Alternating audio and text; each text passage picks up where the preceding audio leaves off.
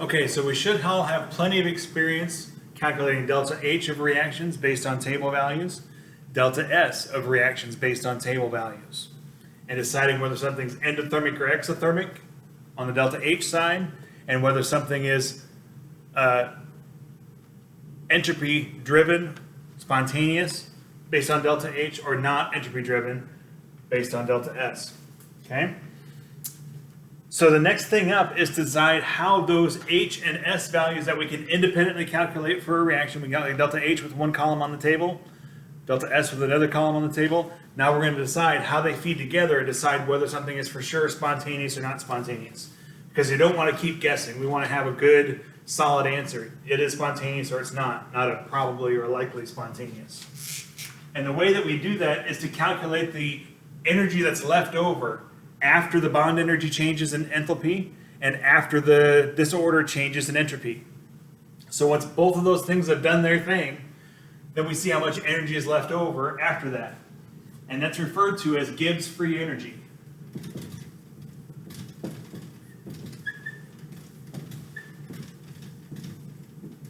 Capital G. And you may have noticed if you looked up table values for H and S, the third column was G column for change in free energy. So this is energy left over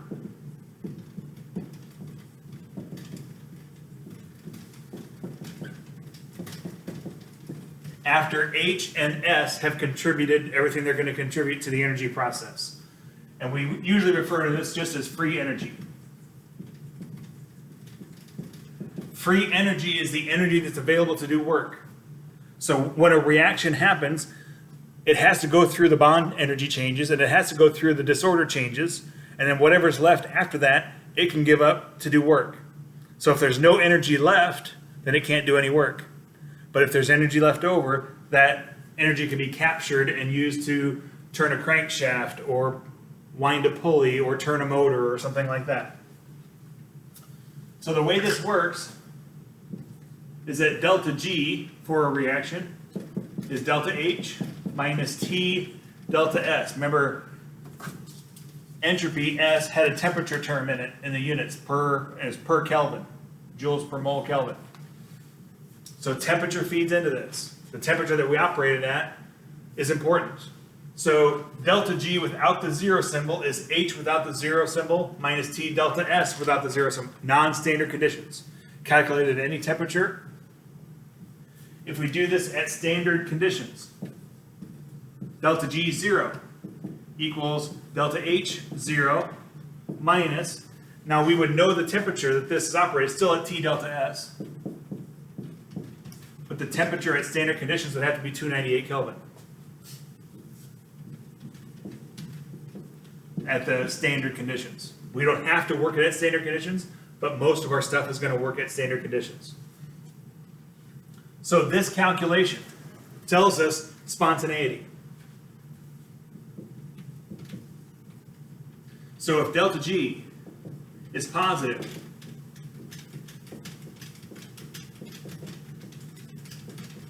that reaction is not spontaneous.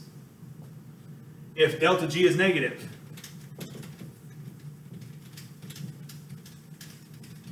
it is spontaneous. Remember negative energy values?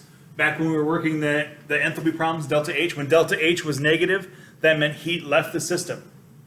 So in order to do work, we have to be able to get heat out of this system. So when delta G has a negative mathematical sign, those are reactions that we can do work with. We can capture that energy and do something with it. So this is the real telltale on whether something's spontaneous or not. You have to know what H is and you have to know what S is and the temperature it's operating at. If you know those three things, then you can calculate and determine, yes, it's spontaneous, or no, it's not spontaneous at those conditions. So what we really end up with are four possible outcomes for H and S.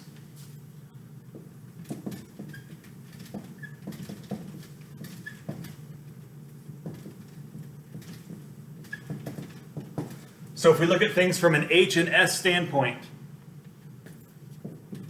H can be negative when S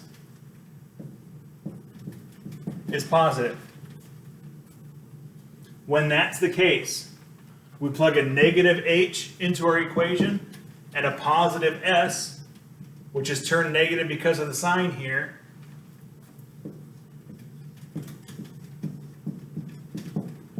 That one has to be spontaneous. There's no condition you can operate that at where it will be non-spontaneous. No temperature that you can operate it at for non-spontaneous.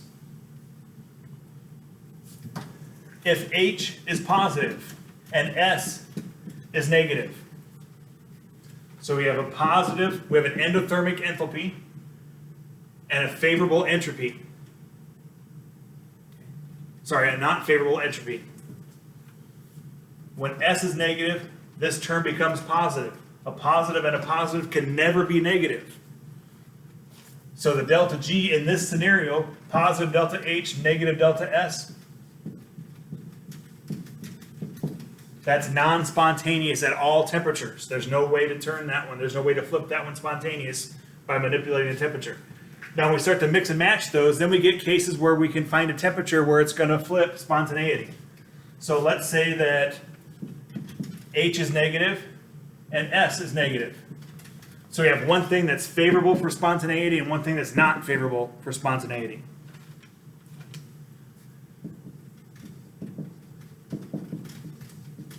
The spontaneity is going to depend on temperature for that one. Same way for if H is positive and S is positive. Non-favorable enthalpy, favorable entropy. The spontaneity is going to depend on temperature. So when H and S have the same sign, there's always a temperature that we can calculate where we can expect the spontaneity to flip.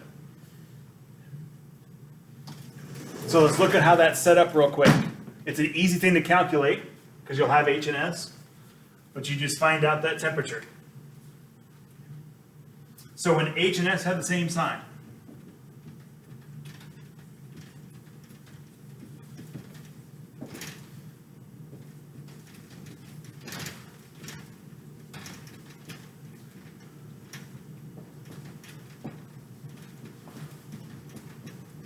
spontaneous versus non-spontaneous will flip at a particular temperature.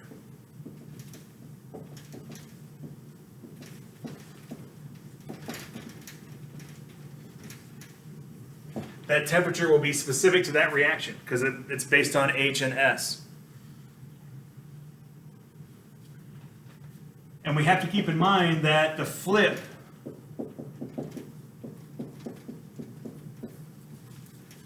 will occur where delta G equals 0. Because that's where you flip on the number line from negatives to positives, right? So as it goes through 0, that's where it flips. So our delta G equals delta H minus T delta S. No zeros here because this is going to be operated at standard conditions. Delta G has to be 0, which means that delta H minus T delta S has to be 0. Now we take this and solve for T. So initially we got to get one term on the other side. So delta H equals T delta S. Add it to both sides so the negative disappears. So the temperature at which this flips is delta H over delta S. So if you know the delta H for a reaction, delta S for a reaction, and they both have the same sign, whether they're both positive or both negative, the temperature that it's going to flip spontaneity is calculated by delta H over delta S. Keep in mind, delta H is in kilojoules per mole, and S is in joules per mole Kelvin. Make sure you account for that difference. Convert one to the other, joules to kilojoules or kilojoules to joules, so that your units cancel out the way they're supposed to be.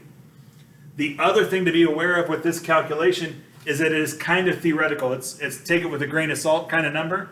You're calculating the value, but the presumption is that as you change temperature, the temperature you're calculating at is not going to be at 298 K. As you change temperature, the presumption is that the enthalpy of reaction doesn't change and the entropy of the reaction doesn't change. Now, there's a little bit of wiggle room on that. So you wouldn't expect to calculate the number and just go into the lab and boom, there it was, and you saw it exactly the temperature it operated at. You got to give it a few degrees one way or another. but that's the temperature at which the spontaneity should flip, delta H over delta S, again, making sure that your units match the way they're supposed to, okay?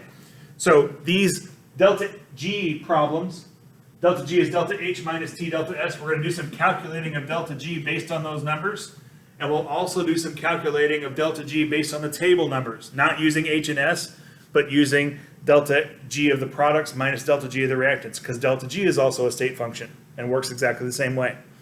All right, we'll come back in our next video with some examples of calculating delta G, okay?